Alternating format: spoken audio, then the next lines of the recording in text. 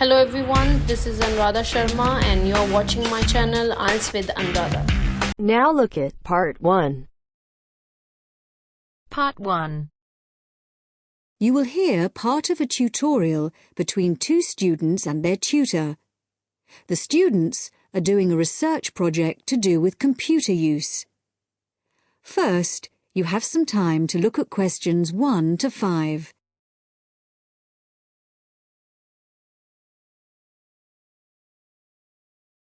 Now listen carefully and answer questions 1 to 5. Dr. Barrett? Sami, come in. Is Irene with you? Yes. Good. Sit down. Right, we're looking at how far you've got with your research project since we last met.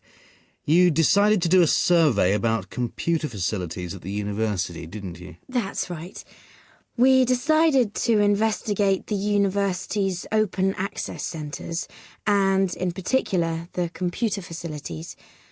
Lots of the students are having trouble getting access to a computer when they need one, so we thought it would be a useful area to research. Good. Fine.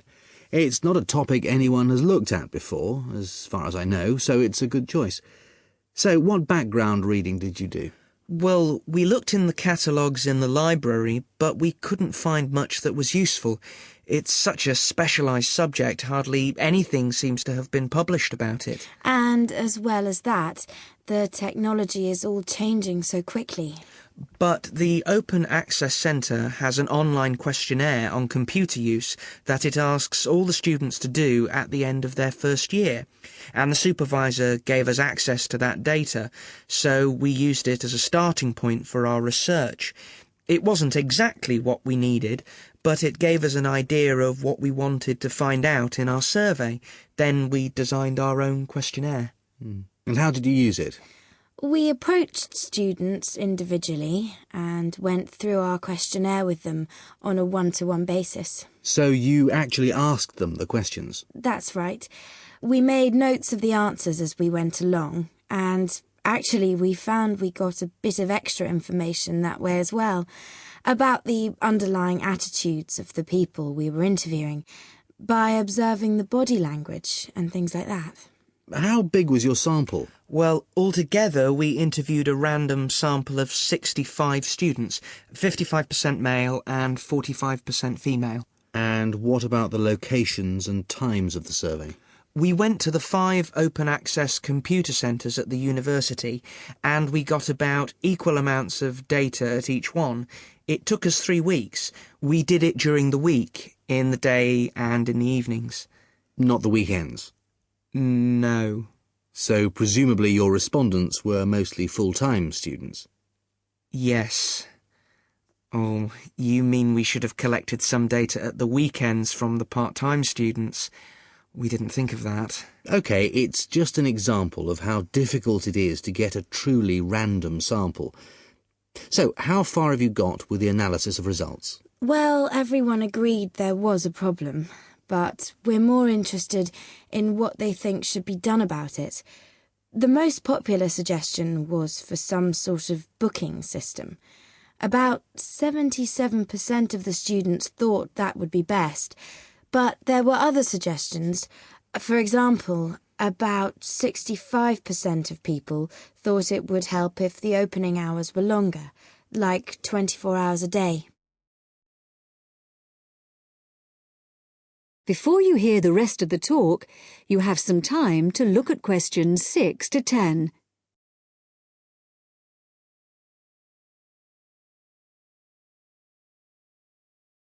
Now listen and answer questions 6 to 10. So, what other suggestions did people come up with? Well, actually, the main reason why people can't get to a computer is because so many students are using them for personal emails or just surfing the web. So one solution would be to have some computer rooms for recreational use and some for people to do serious work in. The trouble is, quite often people do their work, then they want to check their emails. and it would be a nuisance if you had to get up and go to another room and log on again just for that. Another problem is that during the day, tutors book whole blocks of computers for complete sessions, so several people said there should be restrictions on block bookings. But the trouble is, the classes need the computers. There's nothing else they can use. Some people said the whole problem would be solved if the university would just buy more computers, but other people said it might make things better for a bit, but it wouldn't really solve the problem permanently. You can't just solve the problem by throwing money at it. And with the suggestion that the computer room should stay open round the clock, some people did point out that there'd have to be someone around all the time to make sure the equipment didn't get stolen, especially at night. So a booking system seems to be the best suggestion. Yes. Apparently some universities have a sort of queuing system. It means the staff at the open access centres have to organise it, but people say it works quite well. You go along, and if there isn't a computer free just then, you're given a numbered ticket, and then when your number is called out, you have the next available computer. Or it can be done electronically as well, but that's more complicated, and it isn't really necessary. Good. So, now let's discuss...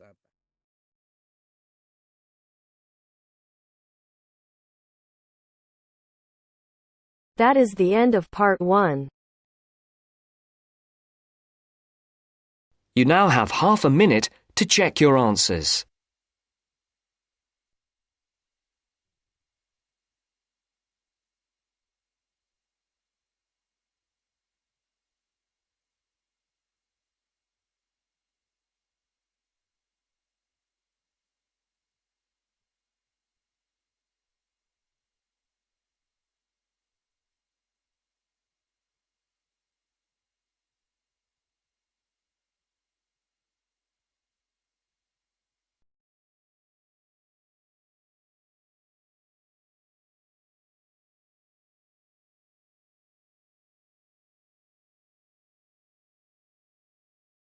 Now turns to part 2. Part 2. You will hear an accommodation officer telling students about different halls of residence. You now have 30 seconds to read questions 11 to 15.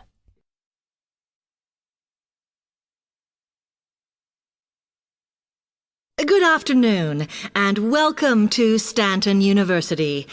I'm here to tell you about the various halls of residence we have available, should you choose to come here.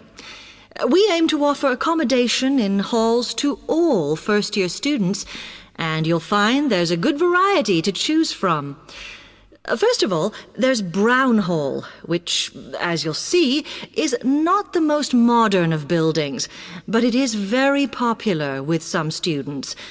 It's got a good sense of community, some nice refurbished kitchens, and unlike the other halls, it has recently had a gym built in its basement.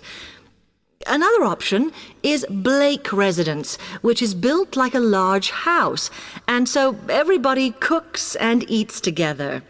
It has its own sectioned-off bit of private garden and is even more peaceful because this is an all-girls residence. Although, of course, boys are allowed to visit the hall and, I understand, frequently take part in cooking dinner. The largest hall we have is Queen's Building, and this has been upgraded recently.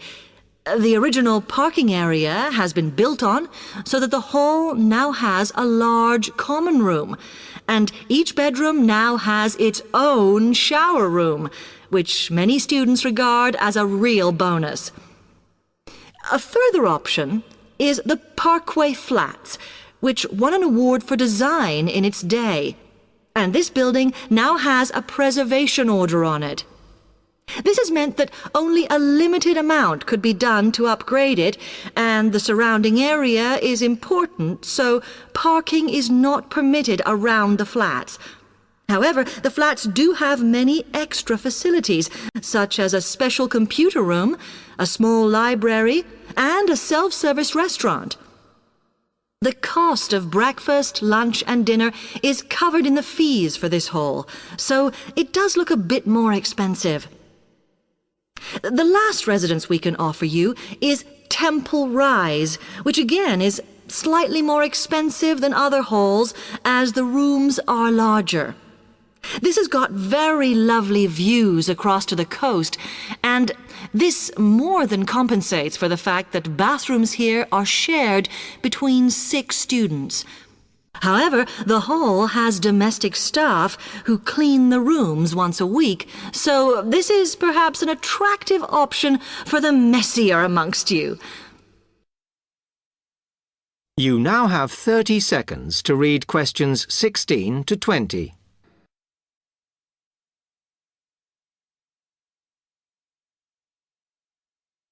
Now, if I can just show on this wall map here where they all are, you might like to go and have a look round. If you come into the main university entrance, at the first junction, you'll find that Brown Hall is on the corner opposite the theatre. So you're nice and near the station here, though I think it can get a bit noisy with traffic. The same applies to Blake Residence, which is directly facing the junction to the university entrance. These halls are often used by medical students and such like, as they're out all day, so don't notice the noise. Anyway, if you then walk along Campus Road towards the main circle, you'll see the library on the corner, and Queen's Building is just past that as you head north. You will find that it is quieter here, and you may get fewer visitors. By the way, the circle is quite a feature of the campus, as it's set into the hills and has a brand new sports center in the middle. It's worth going to look around it. Now, the Parkway Flats are on the opposite corner to the library, facing the circle, as you head towards the main buildings. The main buildings are only about a 5-minute walk from here, and places in these halls go quickly, so my advice is to reserve your place as soon as possible. Then Temple Rise is inside the circle, next to the sports center, but further from the main university buildings. Now, if you'd like to go off and physically look...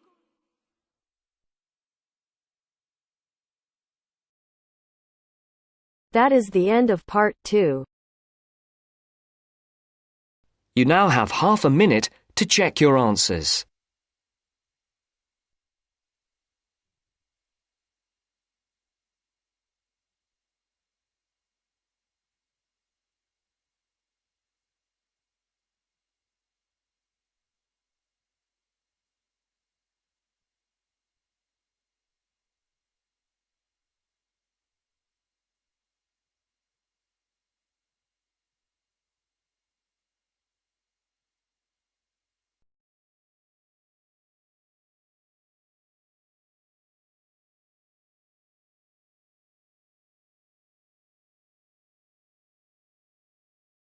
Now turns to part 3.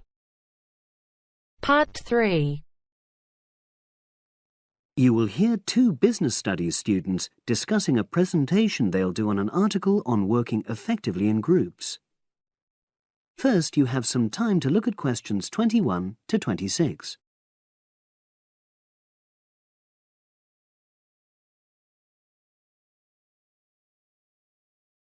Now listen and answer questions 21 to 26. So, Brad, what did you think of the article on group work? Oh, hi, Helen. Yeah, it was pretty good, with helpful pieces of advice on how to make group work effective. I think we were lucky to be given such a straightforward text to present at the management skills seminar. Yeah. Actually, shall we discuss it now? Have you got time? Sure. It's only a 10-minute presentation, so we just need to explain and then give our views on the main points raised in the article. I'll jot down some notes. Right. So, there are 3 main sections. I suggest we start with listening. Yeah, effective listening in groups, because it's not something that's frequently covered on courses in our field. No, and we should say that in the presentation. Yeah, and also effective listening's pretty simple, you know. I don't think it's hard to learn. Well, people think it's easy, but in my experience, most of us tend to be very lazy listeners. Okay, I wouldn't argue with that. Something I do think we should emphasize is the power of the listener's posture, gestures, etc., in making speakers feel respected. Not that you're just waiting for them to finish before jumping in with your own ideas. Uh-huh. Okay, right. The next section is on goal setting. Let's make sure we're clear what the article says on this. Yeah. Well, firstly, it says that all group members must be given time to explain their own goals. That's it, yeah. And then did it say that the whole group should agree on common goals? That's a bit too strong. It's more that everyone's agendas should be equally acceptable. But it does say that goals have to be realistic, you know. Achievable within a particular time? You've got it. That's really what the article's saying. There isn't really any point in having ideals if group members know they won't come to anything within a reasonable period. So, I think a summary covering those points will be enough for that part of the presentation, don't you? Yep. Now, the last section is about conflict resolution. Actually, I thought it was the worst part of the article. Me too. I don't think it went into sufficient detail on the issue. Actually, I thought it devoted too much space to it, but that it was all rather boring, you know? It didn't mention some of the more radical theories. Absolutely. I found that really irritating. Right, and also I think it could have said more about conflict sometimes being healthy in groups. Absolutely. It just mentioned rather glibly about how we should avoid thinking of winners and losers, and that quick resolution of conflict is always desirable. Without explaining what these terms mean? Well, it gives quite detailed definitions, but doesn't develop a proper argument. Right.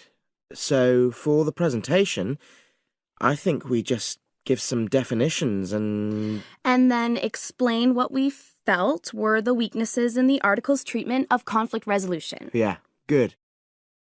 Now you have some time to look at questions 27 to 30.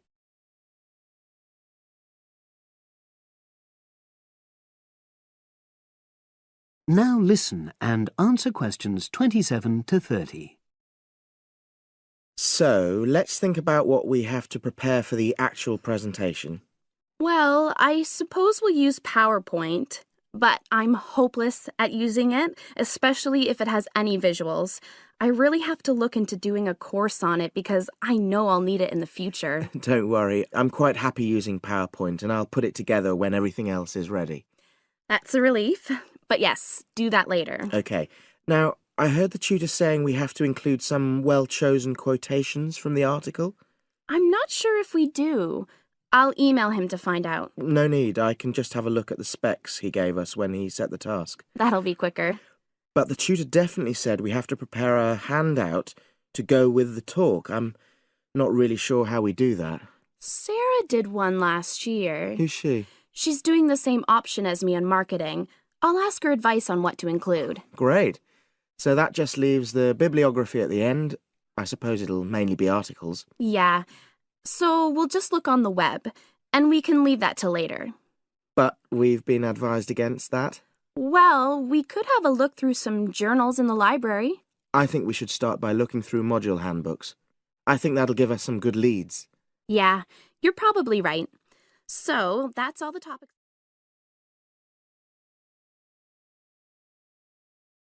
That is the end of part 3. You now have half a minute to check your answers.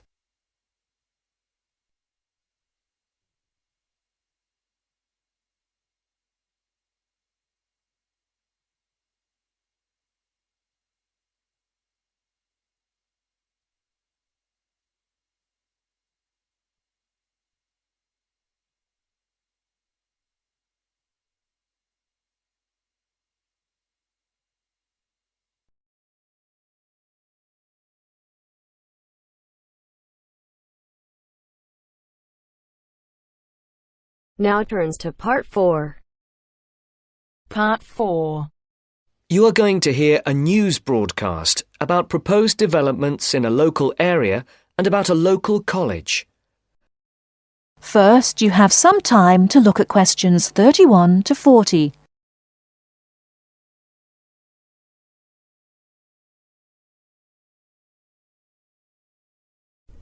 Now, listen carefully and answer questions 31 to 40. And now for our main headlines on Southern local news for today.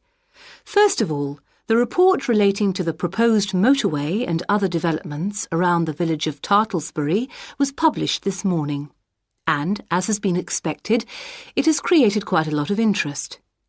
The new motorway will pass along the north side of the village, crossing the River Team less than half a kilometre from the well-known beauty spot, Streve Ford, to the northeast of the village. The motorway will cut the village off from the ford, where many children play. But that is not the end of it. There are also plans to build 1,000 houses on farmland west of the village. And on top of that, there are proposals to build an industrial estate for new technology companies on the site of the old steelworks on the edge of the village. A news centre with a swimming pool and a very wide range of sports facilities and a large supermarket with other shops are also planned next to the housing estate. Mr. Jones, a local farmer we spoke to early today, is strongly against the plans. But the local council is pushing for them to be adopted in full. They say that new housing is needed in the area and that it is an opportunity to take advantage of government grants for setting up new technology developments. The Mayor, Mr. Funn, says, "We must make every effort to do our part for the economy of the country and for the local people. This is a golden opportunity to put Tartlesbury on the map." Reactions to Mr. Funn's comments have been quick to come. Surprisingly, when we contacted the spokesman of the local conservation group, he was very much for the planned developments. But not all the local groups support the scheme. And, unlike the Mayor, the local MP, Mrs. Wright, is very much against the planned developments. Mr. Khan, a local shopkeeper, had this to say: "People are absolutely horrified at what is being proposed here. This is just a chance for some people to make money quickly. But I can assure you that if they think that local people are going to be a walkover, they have another think coming. Of course, we welcome the jobs that the new technology park will bring, but we feel that the large increase in housing and the proposed motorway will destroy the character of the area." I think this is a debate that is going to run on for quite some time, and we here on Local News will keep you informed. And now for something quite different. This year's exam results have just come out, and there are a lot of happy faces out there.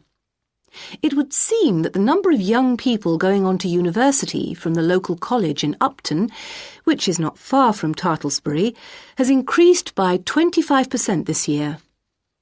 All those who have applied to go to university or into teacher training colleges have found places. This is the first time that there has been a 100% success rate at the college. We spoke earlier to the principal of the college, who said she was very proud of all those who had achieved their aims, and she wished them every success in the future. There will be another news bulletin at 11 p.m. And for now, it's back to more music from around the world.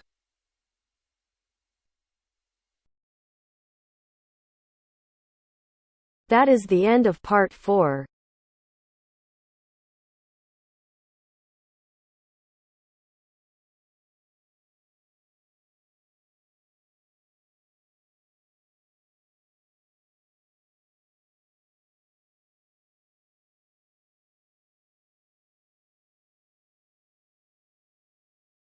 Thank you for watching and stay tuned for more videos.